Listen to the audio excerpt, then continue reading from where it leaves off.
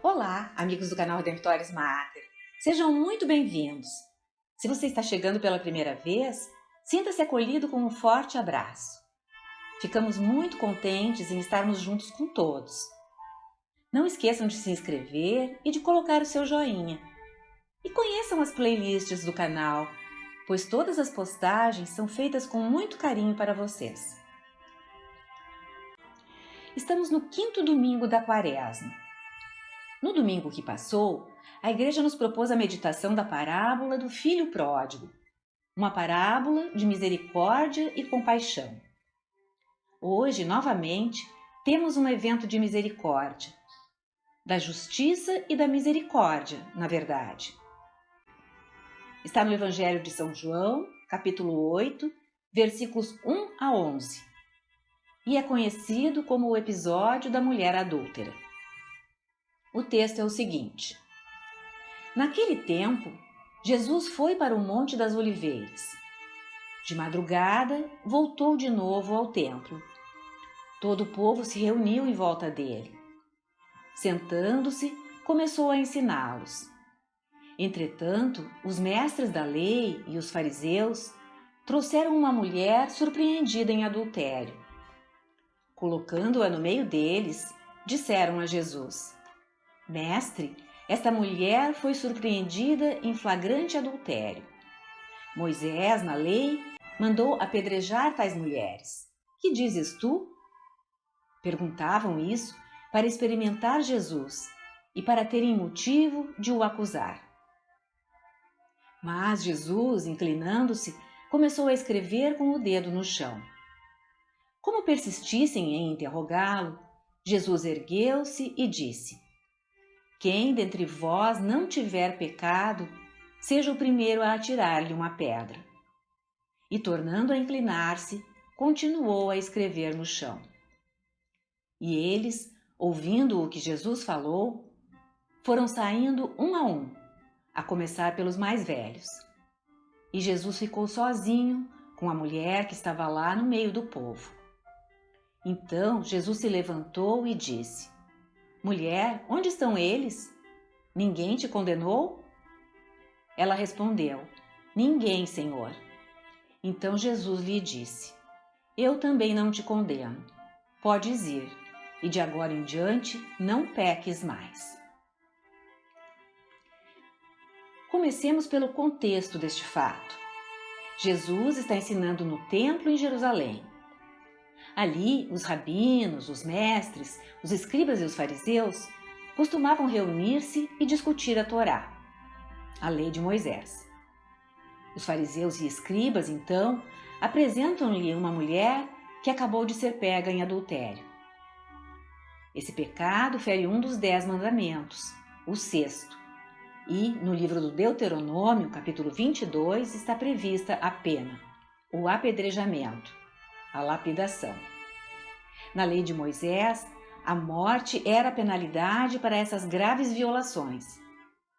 Assim era com a idolatria, o falar o nome de Deus em vão, não respeitar o sábado, amaldiçoar pai e mãe, o falso testemunho, etc.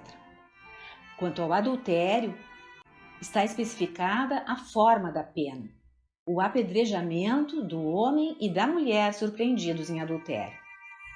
Aqui trazem a Jesus apenas a mulher. E querem colocar Jesus à prova, ver se ele negaria a lei de Moisés para poderem condená-lo. E se Jesus dissesse para cumprir a lei, poderiam acusá-lo de estar violando a lei romana diante do procurador. No julgamento de Jesus, Pilatos mandou os anciãos o julgarem eles mesmos, e a resposta foi que não podiam condenar ninguém à morte. Assim, os fariseus pensam ter conseguido colocar Jesus numa enrascada. Ou fere a lei de Moisés, ou fere a lei de Roma. Como Jesus lhes responde? Curvando-se, começa a escrever no chão com o dedo. Um gesto estranho, mas que chama a atenção.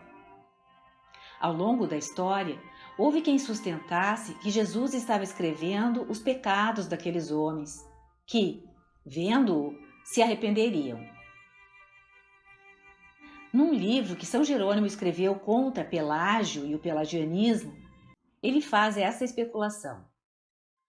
Outros afirmaram que Jesus estava apenas ignorando os escribas e fariseus, num sinal de indiferença.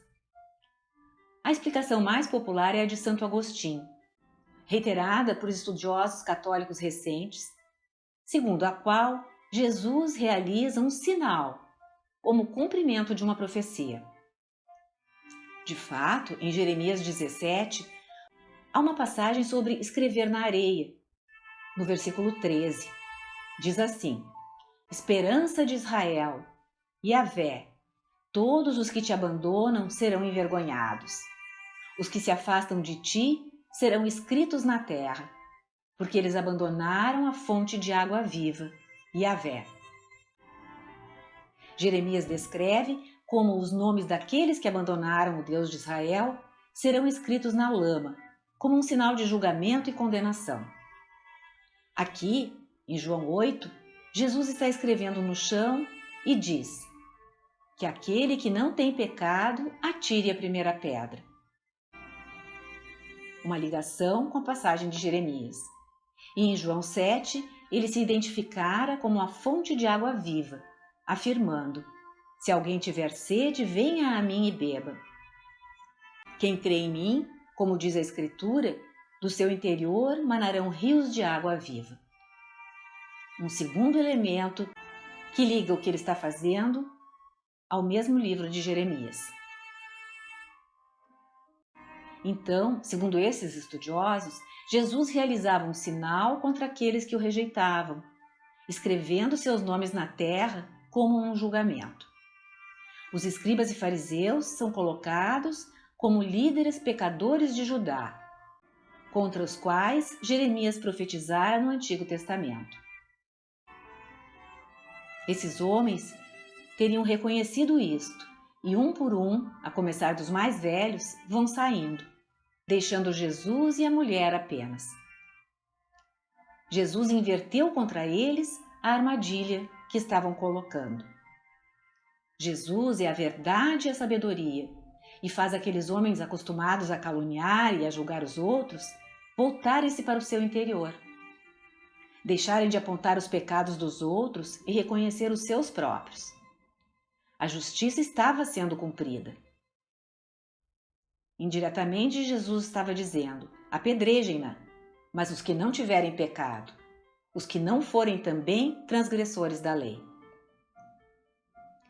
Há quem se pergunte se Jesus, agindo como agiu, não teria de algum modo quebrado a lei, ferindo o Deuteronômio 22.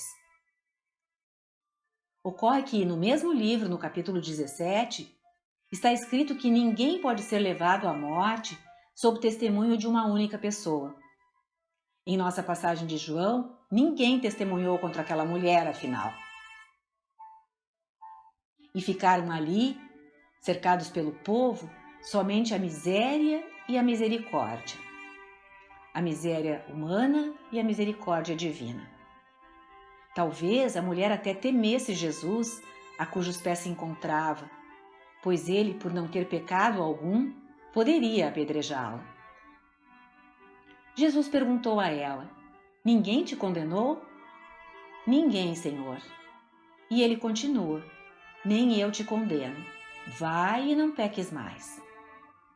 Jesus a chama ao arrependimento, à mudança de vida, e realiza um ato da divina misericórdia.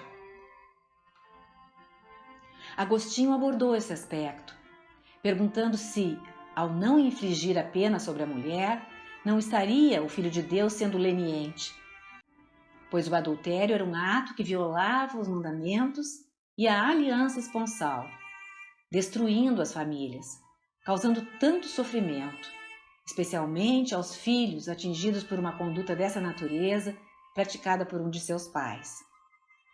Agostinho explica que Jesus não caiu na armadilha que lhe fora montada e que não viera para destruir aqueles que encontrassem no pecado, mas para buscar os que estavam perdidos.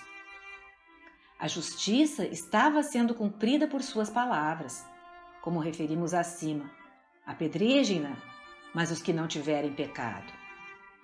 Ele agiu, portanto, com justiça e com clemência. Não aprovou de maneira nenhuma a imoralidade da mulher. Ao contrário, reconheceu o pecado, mandou-a não pecar mais, condenou o pecado. Não disse à mulher que seguisse sua vida, fazendo o que quisesse, e que ele a livraria e absolveria de qualquer modo. O que ele disse foi: nem eu te condeno. Como se estivesse dizendo-lhe: não precisas ter medo do teu passado, mas cuida com o que vais fazer no futuro. O que fizeste no passado foi apagado. Agora observa o que tenho ordenado, a fim de obter o que prometi. A paciência de Deus para com o ser humano convida ao arrependimento e à penitência.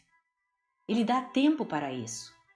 Convida a juntar tesouros no céu e a não entesourar a própria condenação. Esse convite é para cada um de nós que ouvimos este Evangelho. Arrependidos e reconciliados pela confissão sacramental, não tenhamos medo de Deus, que esquece nossos pecados. Mas não pequemos mais. Vivamos uma vida nova em Cristo.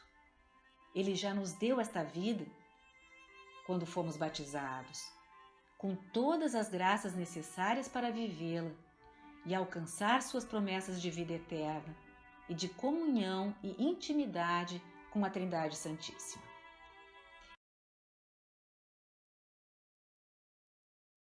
O Senhor esteja convosco, Ele está no meio de nós.